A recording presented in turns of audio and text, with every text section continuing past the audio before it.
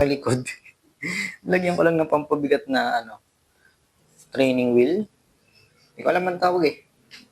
Wala akong butas na pwedeng pasukan ng 10mm na bolt. Yung sukat ko dapat 12. Kasi yung 10, so saktong-sakto lang. Pero hindi siya kumakagat sa thread ng bolt ng tornilyo. Kaya ang ginawa ko, umorder pa ako ng pandikit ng metal to metal. So yung epoxy na yun ang gagamitin ko. If ever na i-push ko pa siya.